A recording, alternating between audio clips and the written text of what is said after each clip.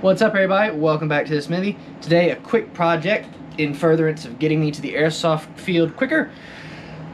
My rifle, which if you follow me on Instagram and Facebook, you may have seen posts of, and in previous videos, little snapshots of. If you don't follow me on Facebook and Instagram, you really should, because I post a lot of little stuff, little projects that don't merit their own videos up there, so definitely go do that. But today, what we're going to be doing is this rifle has no internal battery housing. The battery goes on the outside, and the specific battery I bought doesn't seem to have, there doesn't seem to be a PEQ box big enough for it, so I'm gonna make my own, 3D print it, give it a sci-fi look, and I'm gonna get some test firing in with one of my helmets. These helmets, clone helmets and clone armor, make you fight and shoot a little differently, so I need to try and practice a little bit before I get out on the field. So you're going to be getting to see that today, and I'm also going to be explaining some secrets about clone armor that you might not know and that you might not realize until you're wearing it and trying to shoot and fight in it. So stay tuned for the mysteries revealed. Let's jump into it.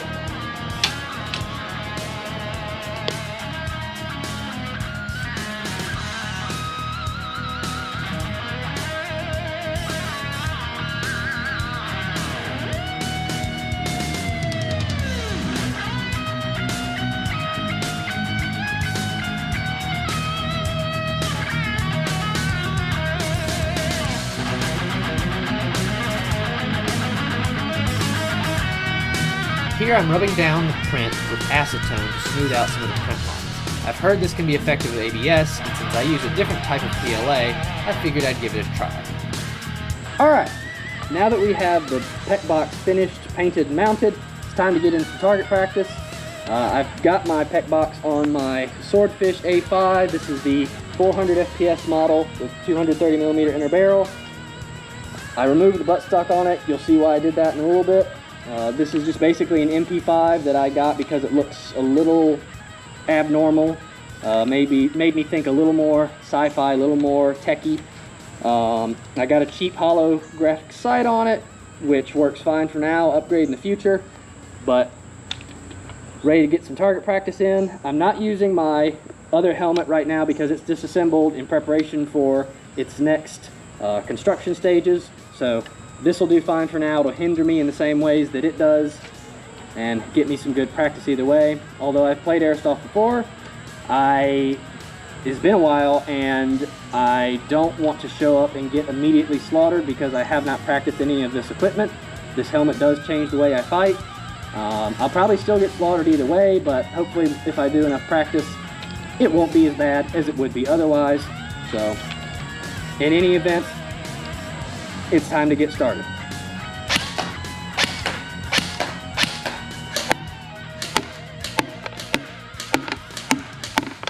This is the right time to reveal some secrets about trooper armor that I've learned in my journey building it.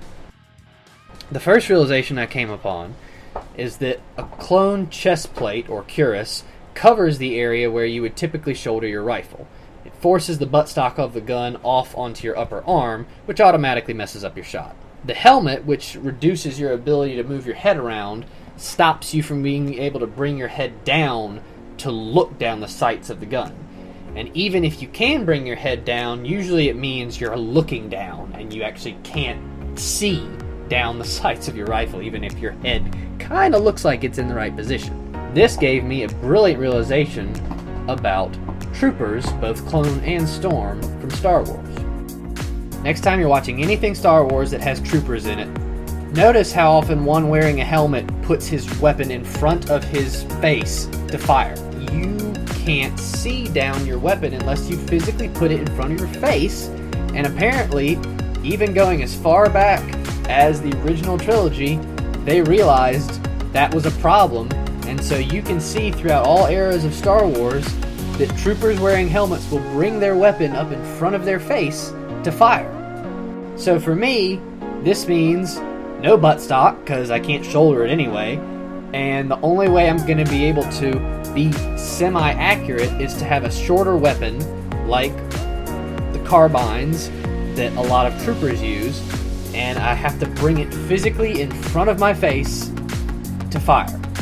This is going to present some problems playing Airsoft, and it's going to have a steep learning curve, but it's the only way I can really do it without creating some sort of technology within my helmet that pairs with the gun to help me do it. But I know a lot of Airsoft fields prohibit those sorts of technologies, so I'll have to find some new way of doing it that doesn't allow me to cheat, but still will help me aim. One 200 round high cap mag from about, I don't know, 40 feet away. So that's sadly pretty bad as far as accuracy goes. It's really hard for me to hold the gun stable because it does weigh about 6 pounds. The upper receiver is full steel. So in that position, it is currently difficult to hold. I'll have to do some strength and conditioning to make it where I can hold it a little more stably. And the helmet obviously also makes it very difficult to actually aim, and the holographic sight helps, but only to such an extent. So I'm gonna have to find or make some adjustments, and also find some areas where I can practice longer range shooting, because I need to be good at firing accurately from long range, unless I just get really good at ambushing in CQB, which I doubt currently, but maybe we'll get there. But be on the lookout. Go follow me on Instagram so that you can see more of these as I get better and better at them. But not horrible for my very first time. Now that all that's over, I can actually show you the PEQ box, nice and finished. Looks pretty good. It's just friction fit right now. There's no nuts or bolts or screws that hold it onto the rail. The lid is also friction fit. We'll see how well all this does out in the field. You can see it's actually pretty well fitted. Goes on like that. Nice and easy, nothing too complex, nothing too hard to engineer. We just slide it on, plug the battery in, and we're good to go. Side project completed. Looks good, works very well. Didn't have to spend any money on a normal PEQ box, got to make my own. Turned out pretty well. Hope you guys enjoyed the video. Be on the lookout for the next one. Short one, long one, main video, filler video, side project, main project. I've got 1,000 things going here all times, always working on something, so keep an eye out. Hope y'all enjoyed. Thanks for watching.